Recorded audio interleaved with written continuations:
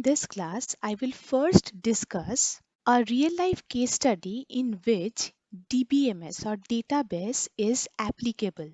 Consider a situation that you are inserting your ATM card into the bank machine. So I will explain in this scenario how database is used. So here the first thing that must be completed is to identify the account number of the specific user. The user may be using a local bank or may be using some other bank. So this is the part of participation network. So the bank must search its account database so that it could match with their system. So the first step, whenever you are inserting your ATM into the bank machine, then you need a database. What kind of database? You need one account database so that a bank could find out a match within their system. Now, if it fails, then what will happen? The account number can be searched again against a database that represents the participating bank. So this is the first case where you are using database. Now move on to the second phase. After an account record is identified, then the user is prompted for PIN number. So after your account verification, the next step is you have to provide your personal identification number or the PIN number, and this PIN number will be verified against another database entry. So here also PIN verification, you also need one database. So after the PIN verification, means whether you have provided a particular correct PIN or not, depending on that, the next step will be processed. So what is the next step? So after the PIN verification is completed, the account details are retrieved from the database. So again you need a database from which your account information is fetched. And what kind of database it is, we don't know, because we have separate database for separate kinds of account, whether it is a saving account or current account. Depending on that your account type, your information will be retrieved from a particular database. So here the most important point you have to note that whenever your account is verified, this verification is performed against one particular database. Then in the next step, when your PIN number is verified, then you again need another database, and later on to retrieve the information or to retrieve the account information or content of your account, you need another database. So my point here is, for banking activity the use of database is huge.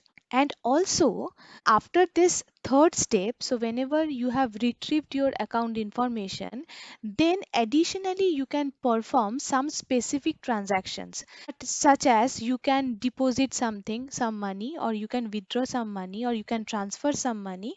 So these are the basic transactions that you can perform. So here try to understand the concept of transaction is closely related with the database, and this is one of the classical example of real life scenario where you are using database for performing this mentioned task. But now we have to understand why we need database, why this database is used for this kind of important transaction or banking transaction, sometimes purchase transactions, why database is one of the mandatory requirement.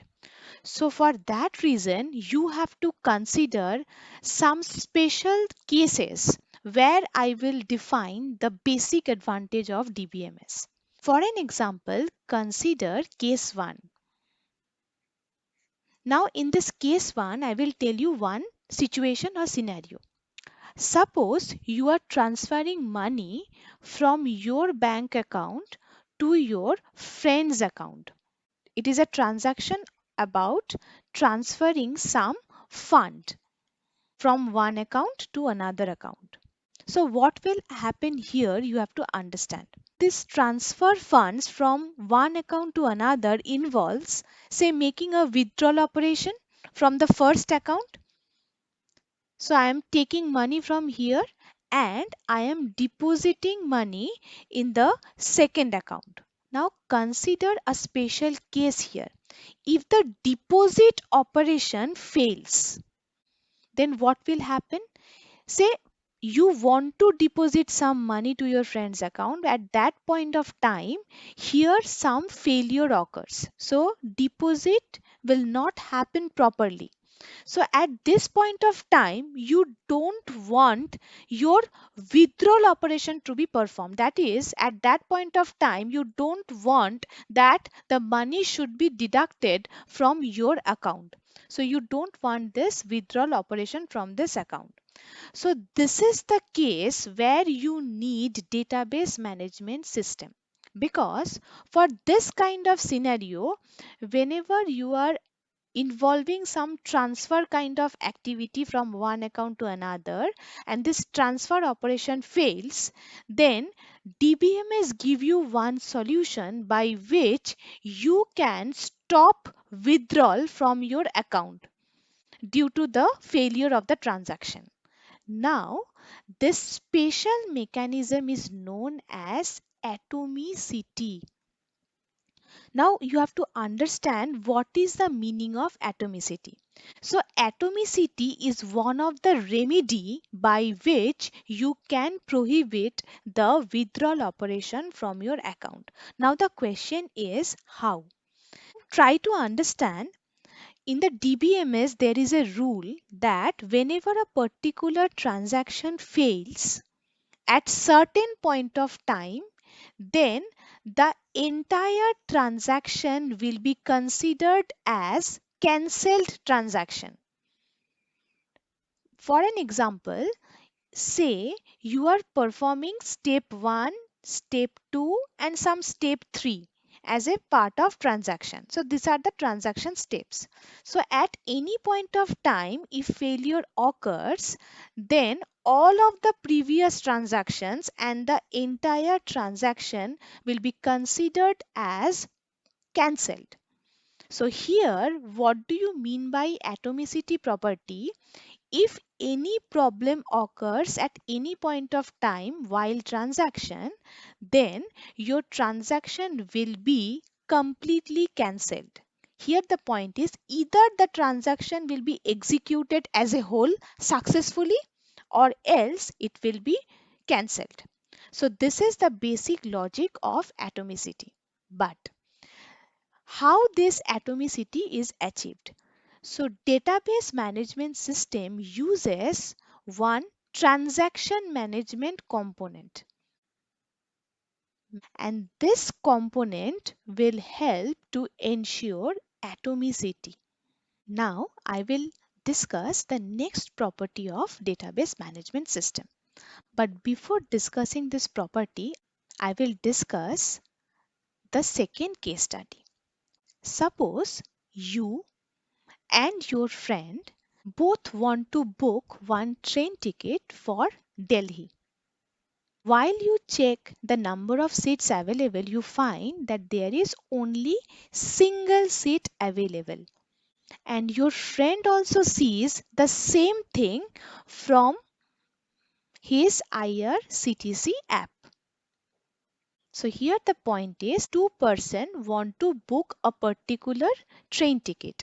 Only one seat is available and this availability is shown to both of the person. So now in this situation, if both of you simultaneously start booking the train ticket, then what will happen?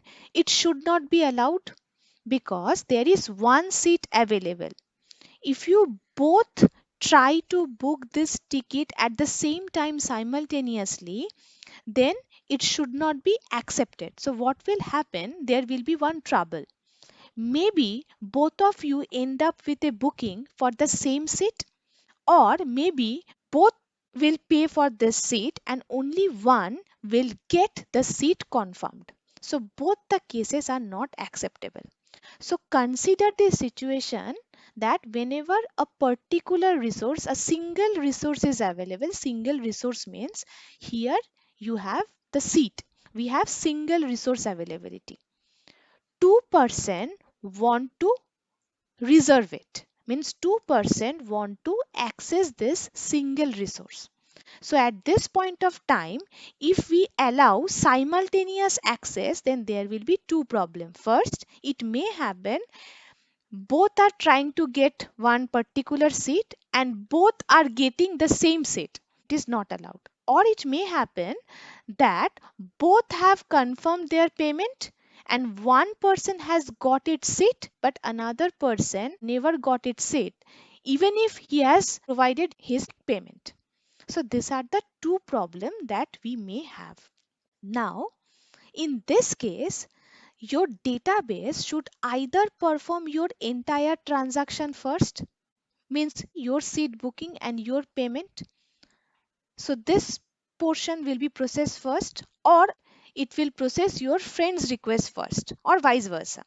So if your transaction is done first, then your friend will find the available number of seat as 0 because your transaction is processed by the database management system and at this point of time this seat is booked. So no longer seat is available for your friend. Your friend will see the number of seat available is 0.